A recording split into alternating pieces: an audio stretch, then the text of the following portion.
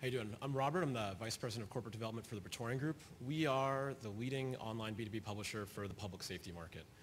We run a network of websites that serves verticals such as law enforcement, fire rescue, EMS, paramedic, homeland security, and corrections. Our model is essentially a mix of ESPN meets CNET for public safety. So on the ESPN side, think rich content, video, articles, expert commentary, tips. And then on the CNET side, think really detailed product research and technical information. The reason we're different as a B2B publisher is that we produce and distribute content that's intended to save lives, both our members and the communities that they're protecting on a daily basis. So a quick story I like to tell kind of along those lines is last fall we received a letter from a sheriff deputy outside of Indianapolis who was in a foot pursuit with a guy who was about to break into a car in a mall parking lot.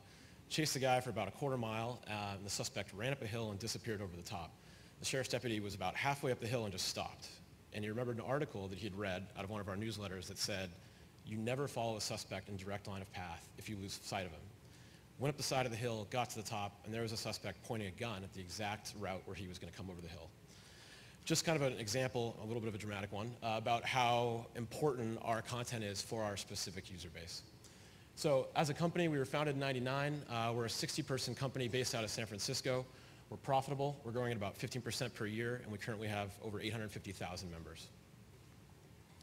So getting back to the CNET meets ESPN analogy, on the industry side, the industry content side, that ESPN side, the expert columnists are kind of our biggest bread and butter. We have over 150 columnists that write for us on everything from SWAT tactics to wildland fire, best practices, paramedic tips, things like that.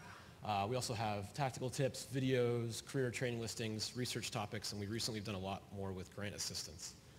On the product research side, the product categories are kind of the basis of our offering, and I'll get to that in a second, but we also do a lot of buyer guides, spec documents, info requests, and other lead gen initiatives. With this, kind of our strategic advantage is that we are a thriving online media company based in San Francisco, but we also have 10 years of credibility and experience in public safety.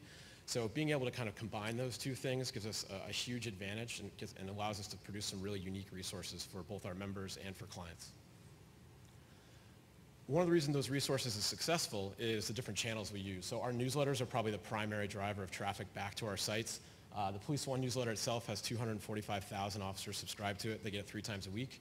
We send just over 2 million emails per week to opt-in subscribers across all verticals. Mobile, you've been hearing a lot about. It's no different for us. It's been a huge success so far. We launched iPhone apps about 4 months ago. We've already had 80,000 downloaded. Looking to do Android next. That seems to be a big opportunity. And then lastly, social media. Because of how close-knit our market is, social media has ended up being surprisingly successful. We have over 500,000 Facebook fans so far, which is more than some big players like Rolling Stone magazine or Newsweek. So I mentioned the product category. I just wanted to show you a quick example of what one looks like when we talk about providing value to clients. We have over 400 product categories live. They're super rich, search-friendly areas on everything from boots to bulletproof vests to high-end technology. As you can see, there's brand awareness for clients. We have super high-end technology clients like Motorola, Panasonic, Cisco, all the way down to an ex-cop who started a handcuff company. Featured products, lead generation, video demonstrations, press releases, articles that pertain to that. And what's important about this from a business perspective is that we've created a model with reoccurring subscription-based advertising for over 450 clients that renews at about 85% per year, just for the base product categories. In addition, we sell all sorts of unique stuff like e-blasts, custom video content, webinars, other things like that. So where do we go from here? Definitely looking to grow our base business as much as possible. As print and trade show dollars in our market continue to go online, we're obviously going to try to take as much of that as possible.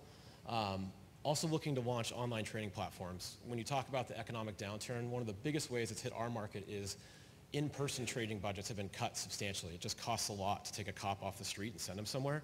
So we are launching online training platforms to try to give on-demand, online HD video training resources. We test marketed one in the law enforcement market called the Police One Academy. We already have over 100 departments subscribed. We're also looking at new opportunities. I mentioned mobile. It's going to be a big one for us this year, and we're going to try to push that as much as we can. Like I said, launching more apps. What do we need to get there? Content technology partners. We're aggressively looking for different partners to help us with both infrastructure and content, places we can fill gaps. And then getting out there and telling more of the Praetorian story, more visibility for our company. And lastly, looking for growth stage capital to try to accelerate this as much as possible. Thanks.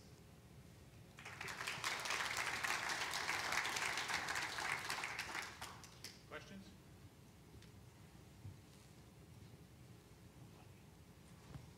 Oh, in the back. So I used to run some sites a long time ago, like blogs and things like 6, 7 years ago. And one was on cancer and a bunch of different healthcare topics.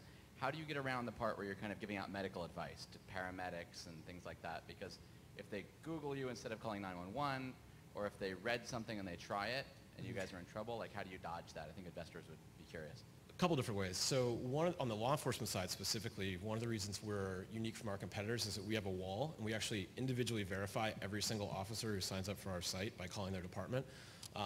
So that's half of it. We know we're getting the right people. On the content side, we're really aggressive with the people we recruit. These aren't just writers. They're not contract writers. These are the experts that are out there that have been around for 20 years. We also purchased a company called Caliber Press, which is a 30-year-old training company. And my dad was a cop, and he went to it 25 years ago. So we have all the resources from that, as well as the leading industry experts. So combining those two things, we have kind of this behind-the-wall locker room mentality of cops getting information from cops, and we try to replicate that across as many verticals as possible. Sir. Hi. In terms of your revenue model, do you share in any of the revenues derived from product sales, or is it strictly an advertising subscription model? We do not. No, it's strictly advertising. So I mentioned the online training piece, the Police One Academy. That's the first paid model we've had from users in any way.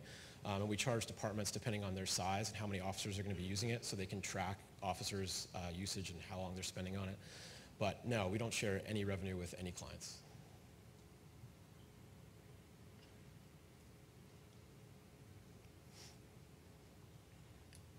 Yes, how do you pay your writers? Is it a share, or do you syndicate?